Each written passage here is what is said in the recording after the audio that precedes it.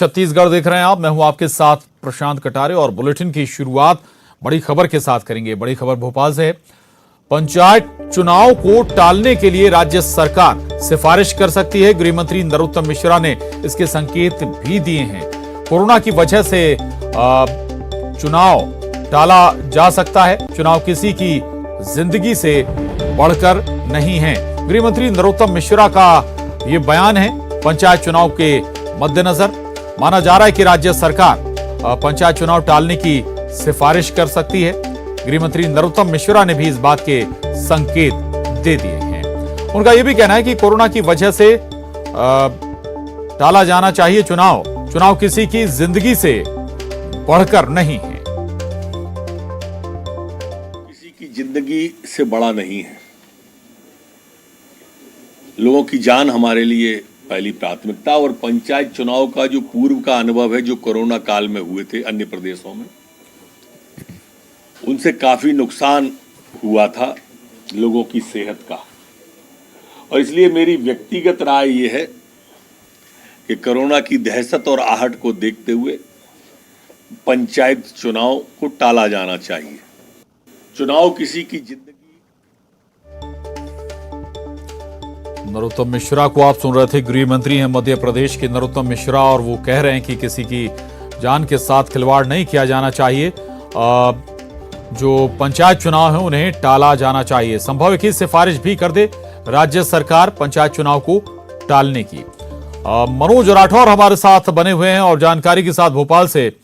मनोज, सरकार का पक्ष रखने की आधिकारिक जिम्मेदारी भी गृह मंत्री नरोत्तम मिश्रा की ही है, और अगर वो कह रहे हैं कि पंचायत चुनाव टाला जाना चाहिए, किसी की जान के साथ खिलवाड़ नहीं होना चाहिए, ये एक संकेत भी है कि सरकार इस विचार में शायद विचार भी कर रही हो।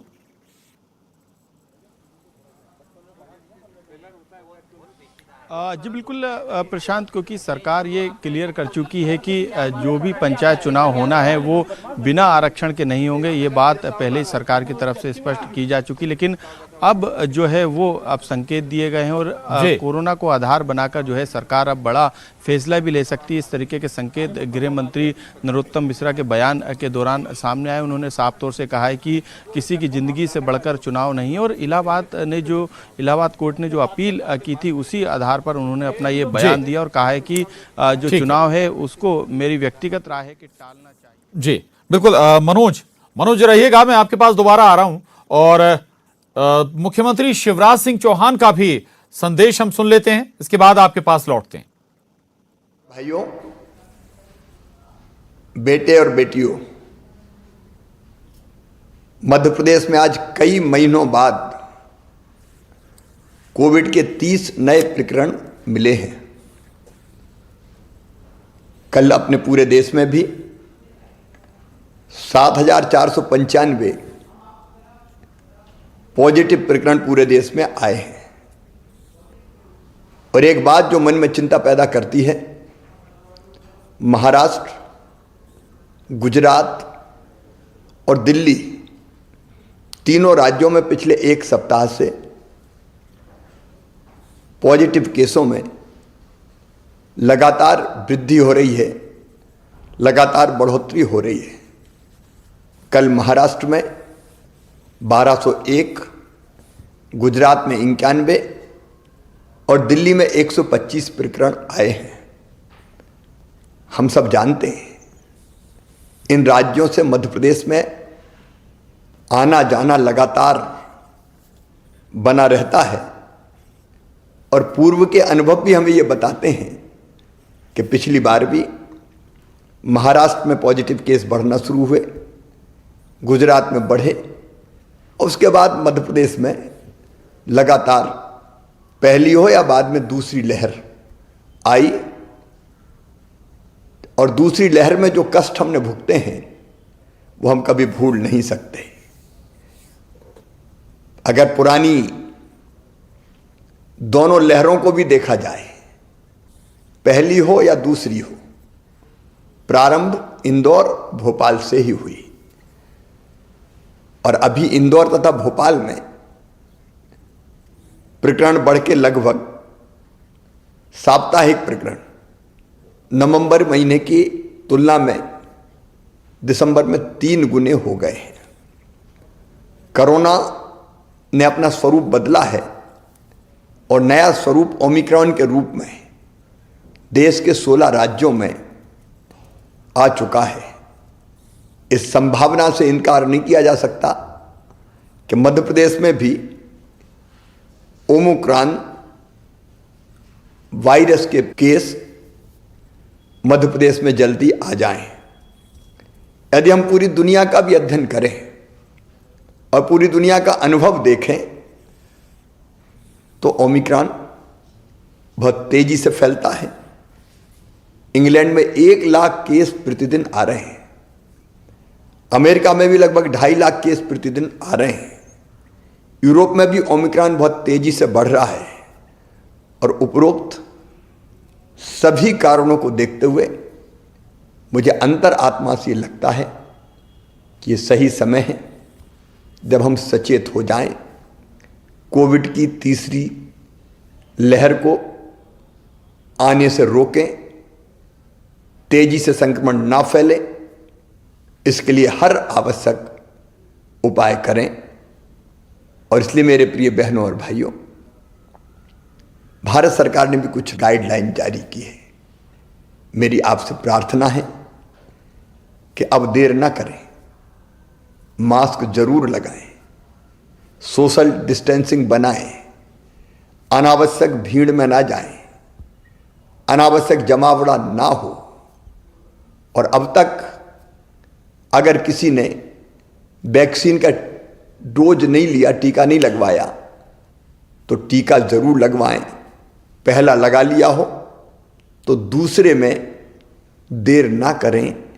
अगर समय की अवधि पूरी हो गई हो तो तुरंत दूसरा टीका भी लगवाएं।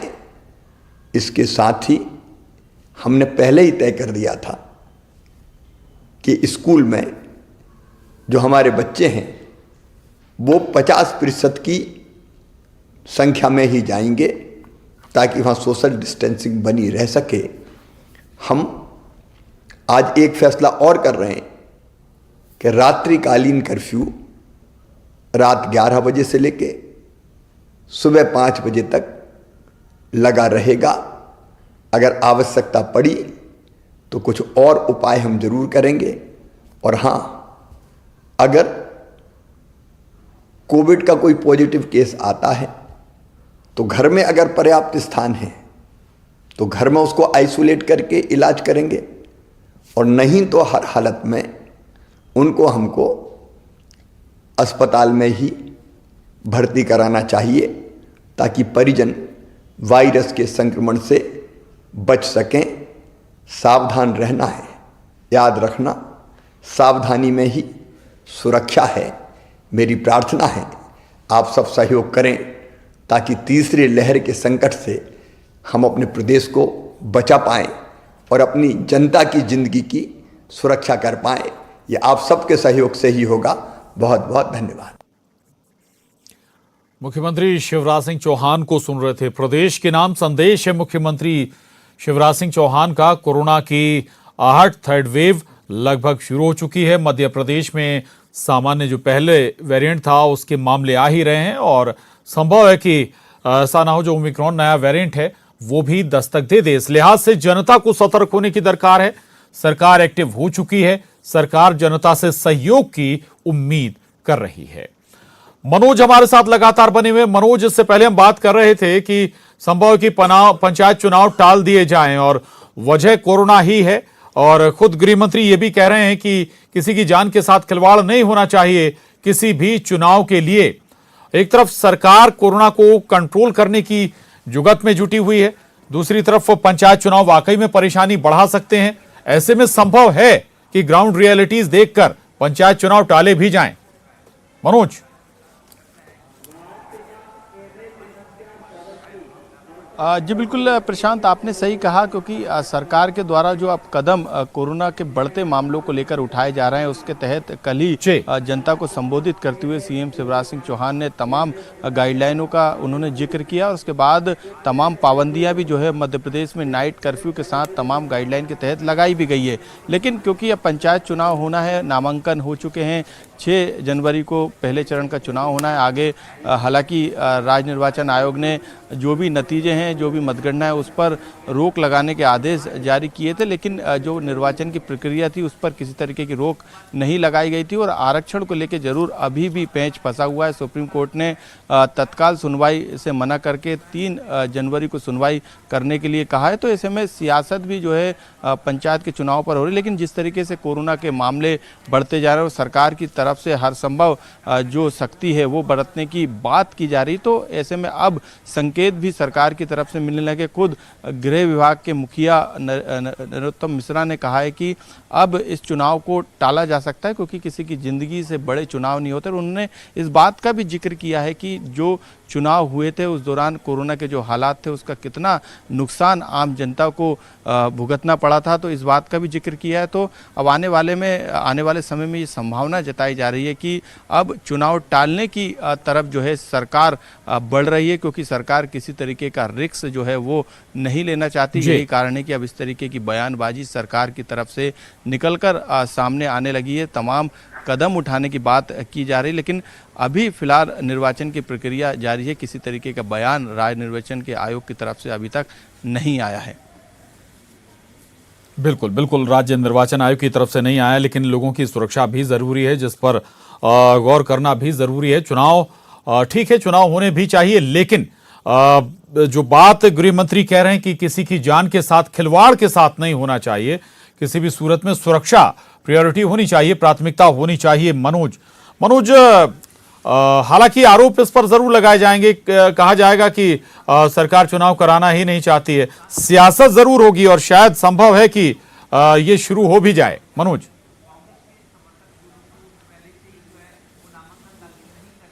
बिल्कुल आपने सही कहा क्योंकि जब इस तरीके के मुद्दे होते हैं तो उस पर सियासत जरूर होती है क्योंकि जब आरक्षण को लेके सुप्रीम कोर्ट का फैसला आया था और तमाम आरोप और एक षड्यंत्र जो है कांग्रेस को लेकर बीजेपी ने लगाया था और बीजेपी ने कहा था कि कांग्रेस हर चुनाव से बचना चाहती है, यही कारण है कि वो सुप्रीम कोर्ट चली गई। लेकिन अब कांग्रेस की तरफ से उलट ये आरोप लगने लगा है कि हालांकि इस तरह के आरोप कांग्रेस बीजेपी दोनों एक दूसरे पर लगा रहे हैं।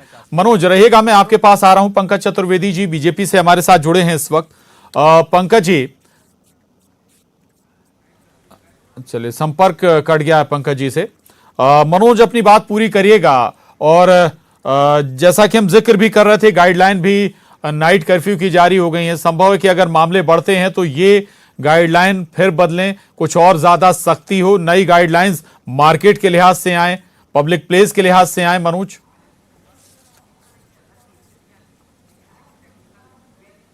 जी बिल्कुल प्रशांत, क्योंकि अभी नाइट कर्फ्यू की तरफ जो है वो मध्य प्रदेश बढ़ा है, तमाम गाइडलाइन जारी की गई, लेकिन इसके बाद जिस तरीके से दूसरी लहर में भी देखा गया था कि नाइट कर्फ्यू का समय बढ़ाने का काम किया गया था, उसके बाद वीकली लॉकडाउन लगाया गया था, संडे के दिन लॉकडाउन होता था, फिर 2 दिन लॉकडाउन लगाया गया। तो अब इसी तरफ जो है वो तीसरी लहर की आशंका को लेकर जो तमाम कदम सरकार की तरफ से उठाए जाना चाहिए, उसी कदम की तरफ जो है कल से सरकार बढ़ी और आगे इस तरीके बिल्कुल वो कदम बढ़ा दिए गए हैं मनोज, और एहतियात समय रहते होना भी चाहिए, जरूरी भी है।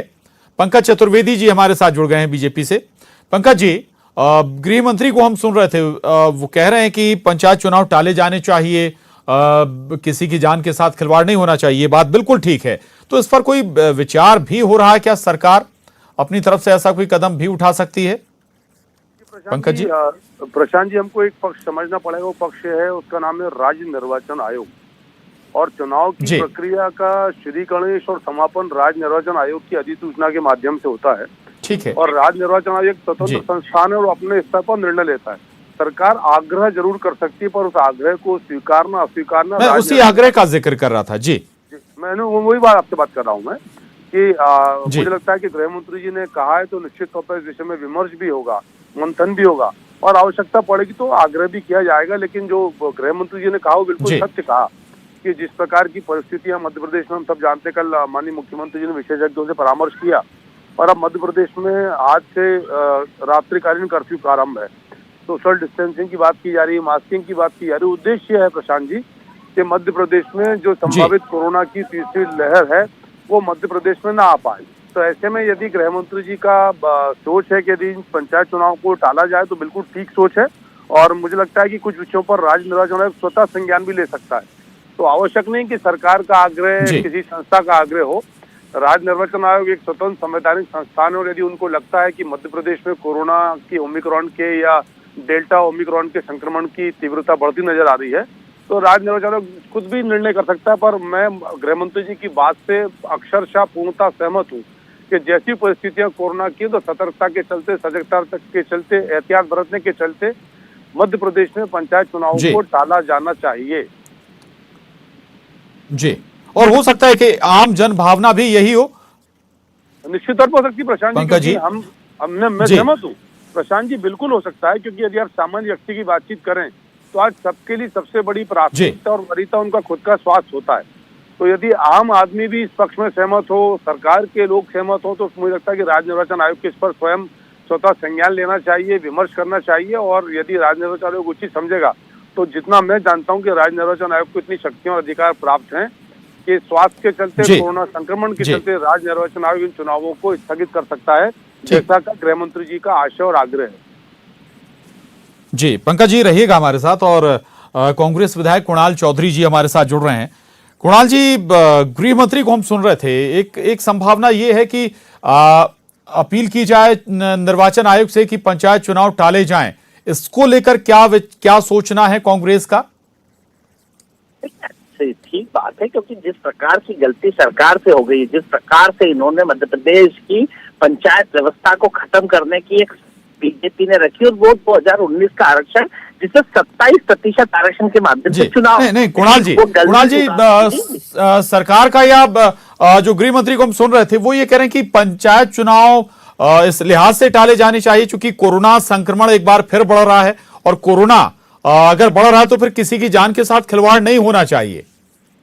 मुझे लगता है क्या सरकार को एक दिन में अलग अलग बातें समझ में आती है। कल तक अलग बात कर रहे थे, आज सदन के अंदर इसलिए टालने की बात कर रहे थे कि आरक्षण के कारण जो उन्होंने गलती कर दी थी कि 2019 में 27% आरक्षण के ऊपर चुनाव हो रहे, तो इन्होंने 2014 का डाल के वो जो पूरा खिचड़ी पकाई उसके लिए सर्वसम्मति से पारित किया गया। आज बाहर ये कह रहे, तो सरकार तय करे कहना क्या चाहते। देखिए स्पष्ट है, सही बात है, पहले भी एक कोरोना को डरोना कह चुके हैं, पहले भी इनकी जो मानसिकता है वो गलत रही और इसी कारण मध्य प्रदेश में इतनी लोगों की मौतें नहीं, हत्या हुई है। 3 लाख से ज्यादा लोग अपने काल के गाल में समा गए सरकार की अव्यवस्था और सरकार की हठधर्मिता के कारण।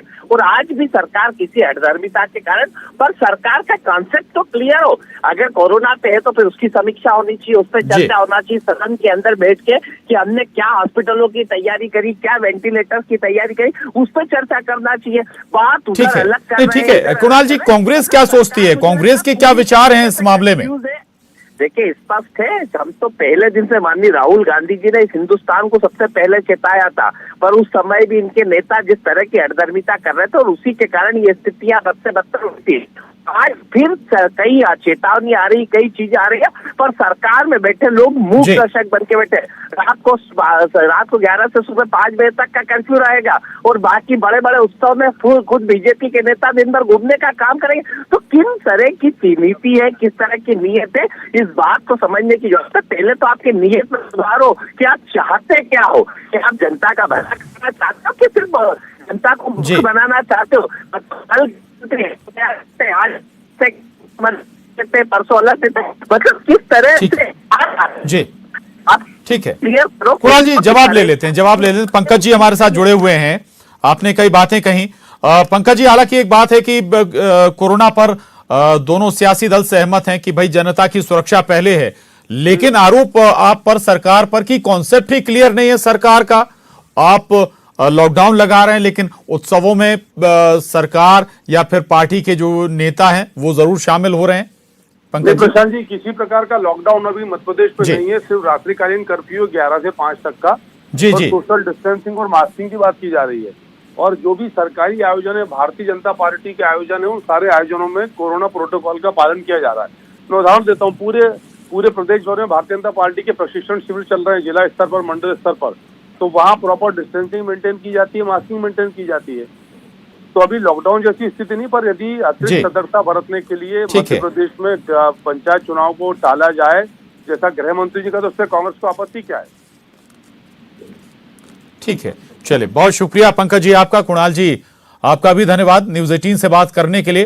तो संभव है कि जो सख्ती है और धीरे धीरे बढ़े, अगर मामले मध्य प्रदेश में सामने आते हैं, और इसका असर पंचायत चुनाव पर भी हो सकता है, और राज्य सरकार राज्य निर्वाचन आयोग से पंचायत चुनाव टालने की अपील भी कर सकता है। एक छोटे से ब्रेक के लिए रुक रहे हैं।